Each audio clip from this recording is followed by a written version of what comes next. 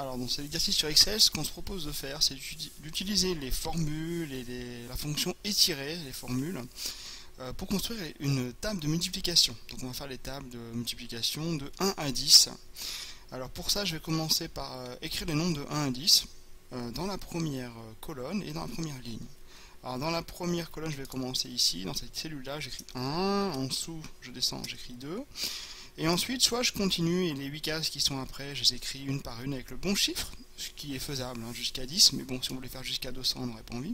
Soit je vais utiliser déjà une fonction étirée. Donc pour ça, si je sélectionne les deux cases qui sont là, alors pour les sélectionner, je laisse appuyer, j'appuie sur cette case-là, je descends en laissant appuyer. Là, les deux sont sélectionnés en même temps.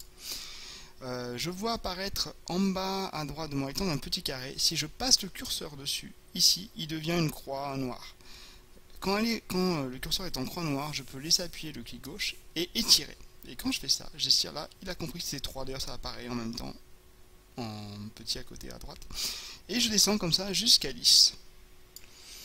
On peut faire ça dans les deux directions, c'est-à-dire en colonne ou en ligne, et je vais le faire aussi pour les lignes ici. Donc je mets 1 là, 2 là. Alors il faut au moins en mettre 2 pour qu'ils comprennent comment on incrémente chaque case. Donc là, 1, 2, il va continuer et aller jusqu'à 10. Alors pour aller jusqu'à 10, il a besoin d'aller jusque ici. Alors ensuite, on peut faire un petit peu de présentation, parce que là, mes tables, les largeurs de colonnes, de lignes, ça va pas être super, peut-être que c'est pas très grand non plus.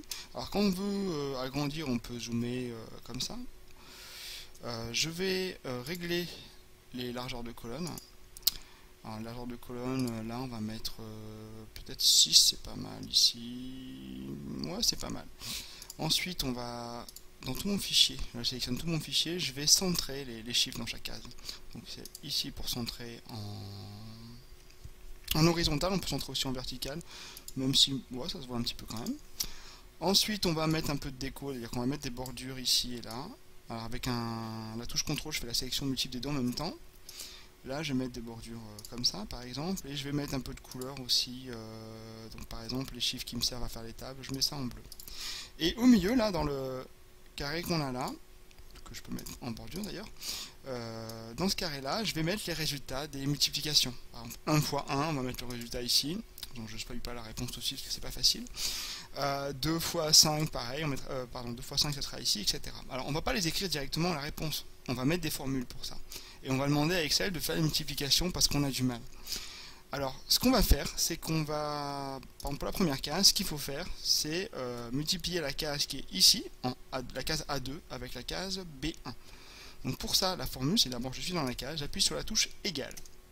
Ensuite, je vais aller avec la souris chercher la bonne case. Alors, on peut aussi le taper en toutes lettres, mais le plus simple dans ce cas-là, c'est d'aller chercher la bonne case. Donc là, je vais cliquer sur la case A2, et je veux la multiplier avec la case B1. Donc d'abord j'appuie sur la touche multiplier, donc sur le clavier c'est l'étoile comme ça.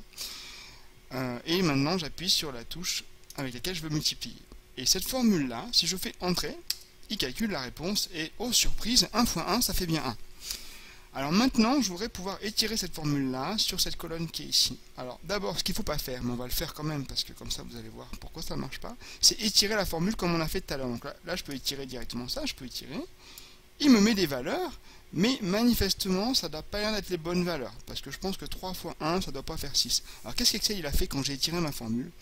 Là j'avais A2 fois B1, à la case en dessous, il a fait A3 par B2. Il a tout décalé. C'est-à-dire qu'il a tout décalé d'une ligne vers le bas, parce que moi j'allais une ligne vers le bas. Là, il a fait A4 fois B3, etc. Alors moi, c'est pas ça que je veux. Ce que je voudrais, alors déjà, vu que c'est pas ce que je veux, je vais effacer, parce qu'on laisse pas des bêtises.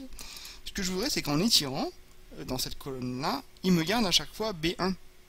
Et qu'il fasse B1 fois A2 ici, B1 fois A3 ici, etc. Alors pour ça, il faut que B1, je le mette en référence absolue dans la formule qui est ici. Ça s'appelle comme ça. Alors pour faire une référence absolue avec Excel, vous cliquez au milieu de la case, entre le B et le 1, et vous appuyez sur votre clavier sur la touche F4.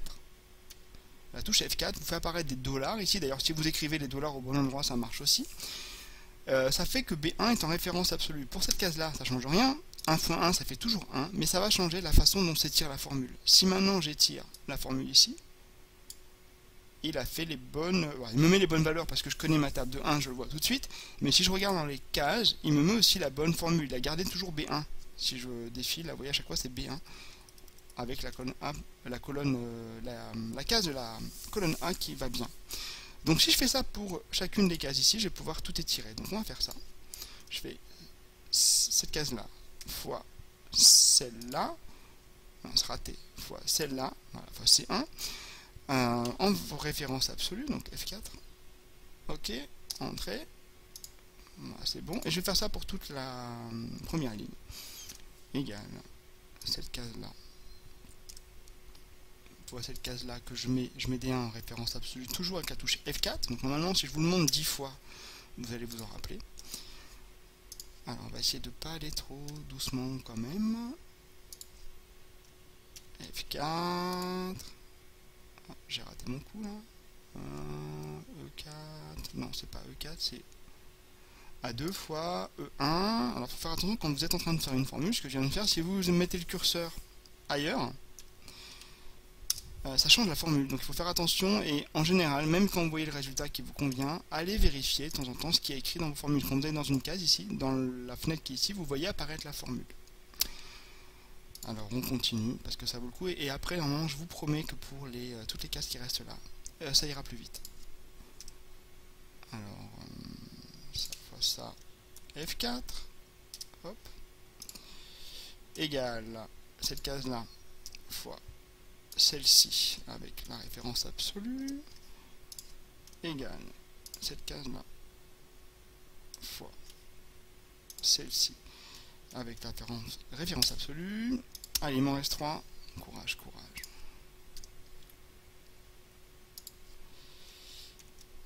Hop.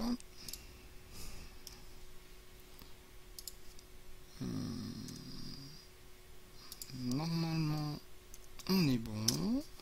Allez, la table de 10, c'est pas la plus dure à apprendre, mais là, on fait comme si on n'était pas bon en table de multiplication. Bien sûr, je rigole. Hein. Je sais que tous ceux qui regardent mes vidéos connaissent très bien la table de multiplication. En particulier celle de 7 et de 8. Celles-là sont très aimées.